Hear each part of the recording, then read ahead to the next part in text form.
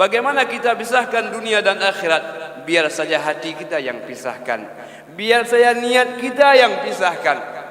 Ile tanyo bener, pamai tanyo bener, gure tanyo bener, ngat selamat dunia akhirat. إن ولا عدوان إلا على الظالمين. اللهم صل وسلم على هذا النبي الكريم محمد وعلى آله وأصحابه ومن تبعه بإحسان إلى يوم الدين. اللهم لا علم لنا إلا ما علمتنا. اللهم علمنا ما ينفعنا وانفعنا بما علمتنا إنك أنت العزيز الحكيم. فقال تعالى في كتابه الكريم وهو أصدق القائلين وبهدي يهتدي المهتدون. أعوذ بالله من الشيطان الرجيم. بسم الله الرحمن الرحيم. ولو أن أهل القرى آمنوا واتقوا لفتحنا عليهم بركات من السماء والأرض ولكن كذبوا فأخذناهم بما كانوا يكسبون. Jamaah yang dirahmati Allah Subhanahu wa taala, seorang sahabat Nabi sallallahu alaihi wasallam yang bernama Abu Dahdah. Abu Dahdah, jamaah yang dirahmati Allah Subhanahu wa taala, pada suatu hari mendatangi Nabi sallallahu alaihi wasallam mengatakan, "Ya Rasulullah, apakah Allah Subhanahu wa taala masih butuh untuk berutang kepada kita? Allah zat yang maha kaya. Apakah Allah masih butuh untuk berutang kepada kita?" Nabi mengatakan, "Qala na'am, ya. Ya Rasulullah, berikanlah tanganmu." Maka dipegangnya tangan Rasulullah sallallahu alaihi wasallam. Abu Dahdah mengatakan, "Ya Rasulullah, aku punya satu kebun. Aku nafkahkan kepada jalan Allah Subhanahu wa taala." Jamaah yang dirahmati Allah, kebun yang diberikan oleh Abu Dahdah ini satu-satunya kebun yang sangat istimewa. Di sana tempat tinggal Abu Dahdah, tempat tinggal keluarganya, anaknya, kebun satu-satunya yang di dalamnya terdapat 600 pohon kurma. Abu Dahdah dengan sangat bahagia. Beliau pulang ke rumahnya mengatakan, "Berbahagialah wahai Ummi Dahdah. Hari ini saya sudah utangkan Allah kebun ini. Berbahagialah kita. Keluarlah engkau dari kebun ini." Keluarlah Abu Dahdah dengan keluarganya. Kebun yang satu-satunya, rumah yang satu-satunya, tapi beliau dengan senang hati meninggalkan kebun untuk beliau infakkan fi sabilillah. Inti kisah ini adalah bagaimana tingkat keimanan dan ketakwaan kepada Allah Subhanahu wa taala memudahkan sesuatu yang tidak mudah. Memberikan harta, apalagi harta satu-satunya, tidak mudah. Mobil satu-satunya, rumah satu-satunya, motor satu-satunya, tidak mudah untuk kita berikan. Tetapi karena amanu wattaqau, semua yang tidak terasa mudah akan menjadi mudah. Abu Dahdah telah mempraktekkan itu. Maka jemaah yang dirahmati Allah Subhanahu wa taala, Allah mengatakan, "Walau anna ahlal qura amanu wattaqau." Andai kata manusia ini beriman dan bertakwa. Amanu at-tasdiq bima jaa bi Rasul sallallahu alaihi wasallam. Mereka yakin karena pada akhir masa nanti adalah akan terjadi penyakit krisis keyakinan. Manusia tidak akan yakin sesuatu yang disampaikan dalam agamanya. Mereka ingin sesuatu yang dekat. Wa may yurid thawabad dunya nu'tihi minha wa may yurid thawabal akhirati nu'tihi minha. Orang yang ingin dunia kami berikan dunianya. Kebanyakan manusia akan ingin dekat. Kalau makan langsung kenyang, kalau bekerja langsung dapat hasil, kalau beramal langsung dapat ganjaran. Kebanyakan manusia ingin cepat. Yang ingin cepat kami berikan cepat. berapa banyak orang yang beribadah, yang amalnya amal akhirah, tapi nilainya nilai dunia. Performanya akhirat, tetapi nilainya nilai dunia. Kenapa? Karena ingin balasan dunianya. Dan betapa banyak orang yang amalnya amal dunia, seolah-olah amal dunia, tapi nilainya nilai akhirat. Jadi oleh karena itu jamaah yang dirahmati Allah Subhanahu wa taala, bagaimana kita pisahkan dunia dan akhirat? Biar saja hati kita yang pisahkan, biar saja niat kita yang pisahkan. Bukan performa kita, bukan penampilan kita, tetapi niat kitalah. Karena dengan niat itu orang masuk surga, dan dengan niat pula orang akan masuk ke dalam neraka. Innamal a'malu binniyat wa innama likulli imri'in ma nawa. Semua sesuatu dibalas, hanya saja innama yufidul hasr, hanya saja amal ini dibalas bukan karena kuantitasnya, bukan karena jumlahnya, tetapi bagaimana konten kualitasnya, kekhusyuannya, keikhlasannya kepada Allah Subhanahu wa taala. Maka sahabat sangat takut. Bahkan baginda sallallahu alaihi wasallam pernah mengatakan, umatku tidak akan menyembah kayu, umatku tidak akan menyembah batu. Innama akhwafu ma akhwafu alaikum asyirkal asghar. Hanya saja yang aku takutkan kepada kalian adalah syirik, syirik kecil. Wa ma huwa ya Rasulullah? Apa itu ya Rasulullah? Qala ar-riya. Beliau mengatakan ar-riya, memamerkan amal agar mendapatkan pujian, mendapatkan sertifikat, mendapatkan penghargaan manusiawi. Dia lebih mementingkan dunia daripada mementingkan pencipta dunia. Jadi oleh karena itu jamaah yang dirahmatillah, fondasi yang pertama adalah fondasi iman. Karena iman kita berbuat, karena iman kita tidak berbuat.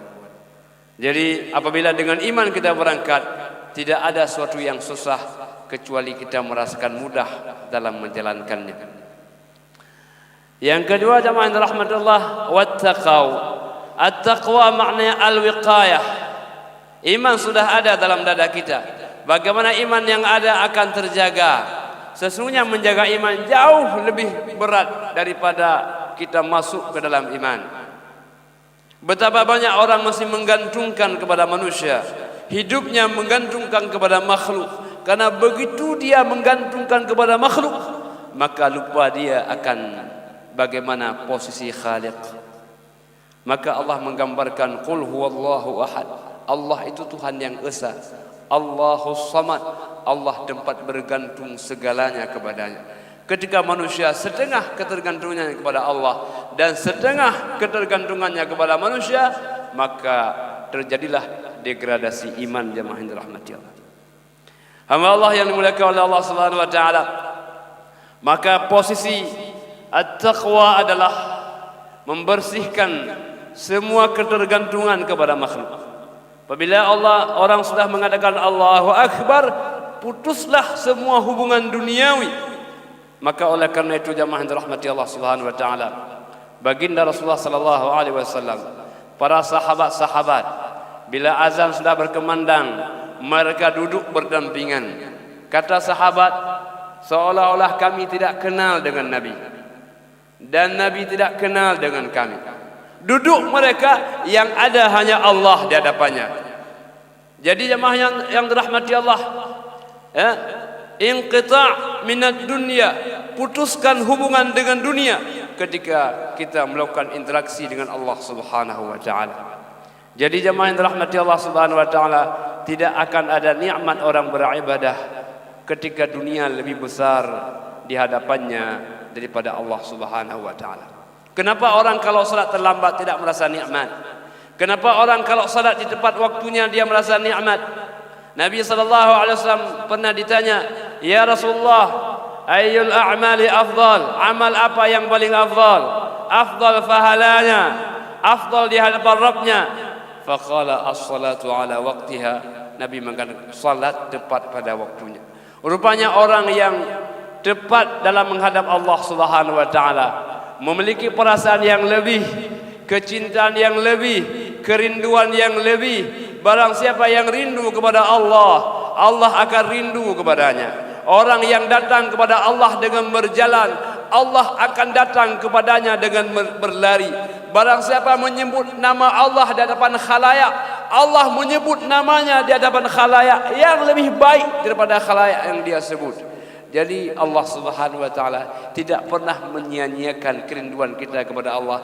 Faman kana yarju liqa rabbih falyamal 'amalan salihan wa la yusyrik bi 'ibadati rabbih ahada. Barang siapa orang berharap bertemu dengan Tuhan.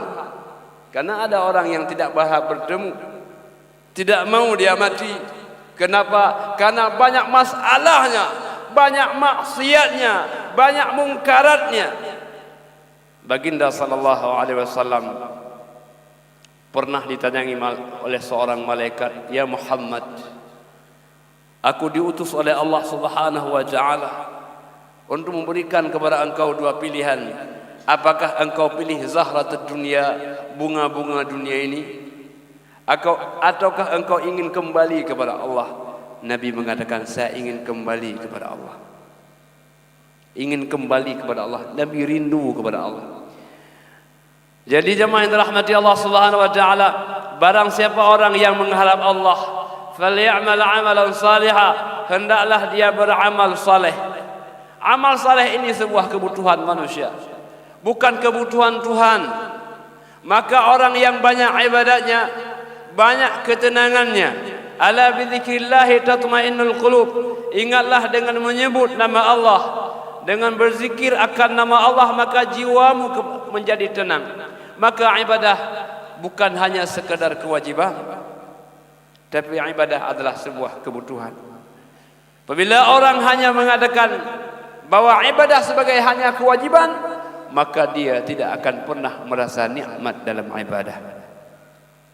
Tetapi manusia yang merasa ibadah lebih dari sekadar kewajiban, dia butuh kepada Allah Subhanahu wa taala, maka dia rindu untuk beribadah. Hamba Allah yang dimuliakan oleh Allah Subhanahu wa taala, muhajirin meninggalkan kampung halamannya, harta bendanya yang di Mekah luar biasa. Bukankah Abdurrahman bin Auf orang yang milioner, triliuner, orang yang kaya raya? Tapi ketika Allah perintahkan hijrah ke Madinah, pindahlah Abdurrahman bin Auf dengan sejumlah orang yang lain, meninggalkan harta bendanya yang ada di kota Mekah. Yang dulunya orang kaya, sekarang Abdurrahman menjadi orang yang papa. Dulunya orang yang punya segala-gala, sekarang tak punya apa-apa. Kenapa rela wahai Abdurrahman? Karena Allah yang memberi, Allah pula yang akan kembali. Abdurrahman tidak ragu kepada Allah Subhanahu wa taala. Ternyata Abdurrahman tidak mati kelaparan. Walaupun dengan segala kekayaan yang dia tinggalkan, karena dia berbuat karena Allah Subhanahu wa taala, Abdurrahman dipersaudarakan dengan Sa'ad bin Rabi'. Kata Sa'ad, "Ya Abdurrahman, saya saudara bukan satu nasab, tapi saudaramu dalam seagama.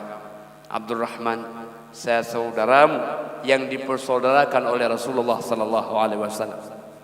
Saya punya dua kebun Abdurrahman, satu untukmu dan satu untukku. Abdurrahman, saya punya dua rumah, satu kau ambil saya, satu untuk saya. Saya punya dua istri, datanglah ke rumah saya, lihatlah mana yang kau cintai, aku akan talak dia untuk kau nikahi." Masya Allah, luar biasa. Kata Abdurrahman bin Auf, "Terima kasih atas kebaikan, tetapi tidak usah. Bayangkan, ada orang yang dermawan ingin memberi, ada orang yang menahan karena harga diri. Malah sebaliknya hari ini banyak orang yang minta-minta, tetapi satu pihak orang tak mau memberi. Dulu banyak orang yang memberi, tetapi satu pihak tidak usah. Tunjukkan kepada saya di mana pasar. Orang dagang itu kalau sudah kena pasar, laksana ikan sudah sampai ke dalam air. Maka jamaah yang dirahmati Allah, diberikanlah oleh Sa'ad bin Rabi' sepetak tanah untuk Abdurrahman bin Auf. Rupanya Abdul Rahman tidak mau tanah itu untuk dia miliki. Dia bilang, saudara sekalian, saya punya sepetak tanah, ayo masing-masing boleh bagi lapak, ambil gratis, tak usah bayar, ayo silahkan. Yang namanya gratis jamaah yang dirahmati orang semua mau ambil gratis sepetak habis. Abdul Rahman cuma ambil 1 petak saja. Rupanya jamaah yang dirahmati, itulah namanya berkah. Karena banyak orang yang berjualan di kebun itu, akhirnya dagang Abdul Rahman ini menjadi luar biasa lakunya. Keberkahan karena memberi kepada orang lain, keberkahan karena baik hati kepada orang lain, keberkahan karena tidak ada ku'eh dalam dirinya. Maka ketika beliau berikan kesempatan orang lain untuk berdagang, justru Abdul Rahman yang terangkat dagangnya. Dulu orang kaya jadi miskin, sekarang kayanya luar biasa. Hamba Allah yang dimuliakan oleh Allah Subhanahu wa taala, la fatahna alaihim barakatim minas sama'i wal ardh. Kalau modalnya iman dan takwa, akan sungguh lam litakid, sungguh litahqiq, pasti terwujud. Fatahna alaihim, kami buka kepadanya barakat, al-barakah jam'ul khair kulluhu, semua kebaikan yang ada di dalamnya. Bukan hanya jumlah yang banyak, tetapi kualitasnya yang baik. Banyak jumlah belum tentu bagus kualitas, tetapi al-barakah bukan hanya sekadar jumlah, tapi juga berkah. Umurnya mengandung kebaikan, anaknya anak-anak yang soleh, istrinya mendorong dia untuk masuk ke dalam syurga, hartanya ni'mar malun soleh lirajul soleh, alangkah indahnya harta yang baik pada tangan orang yang baik. Semua menghantarkannya untuk semakin dekat kepada Allah Subhanahu wa taala. Ramadan adalah kesempatan untuk menggapai berkah. Al-barakah, al-barakah yakni al-barakah maknanya dari kata al-birkah. Al-birkah kolam penampungan air. Di Arab kawasan yang tandus, tidak ada air, akan hidup bila air itu ada. Makkah dulu tidak hidup karena tidak ada air. Datang Ibrahim membawa anaknya Ismail, terpancar Zam-Zam. Zam-Zam berkah, air berkah. Maka birkah, tempat penampungan air. Kalau air sudah ada, maka makhluk akan hidup. Waja'alna minal ma'i kulla syai'in hayyin afala ta'qilun.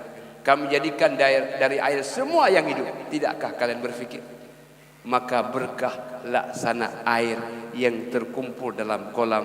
Orang yang memiliki keberkahan hartanya, walaupun tidak banyak, cukup untuk kehidupannya, cukup untuk segala kebutuhannya. Anaknya sehat, dianya sehat, semua semangat, ibadahnya luar biasa. Dengan segala apa yang dia miliki, menghantarkan dia semakin dekat dengan Allah Subhanahu wa taala.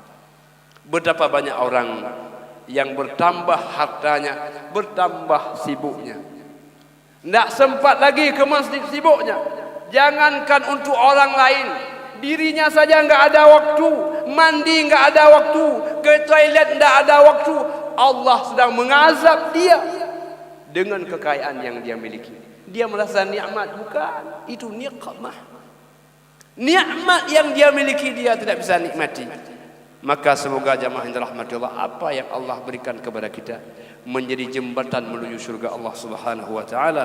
Hadanallahu wa iyyakum ajma'in. Wassalamualaikum warahmatullahi wabarakatuh. Ilmu tanyo benar, amai tanyo benar, kure tanyo benar, ngak selamat dunia akhirat. Ilmu tanyo benar, amai tanyo benar, kure tanyo benar, ngak selamat dunia akhirat.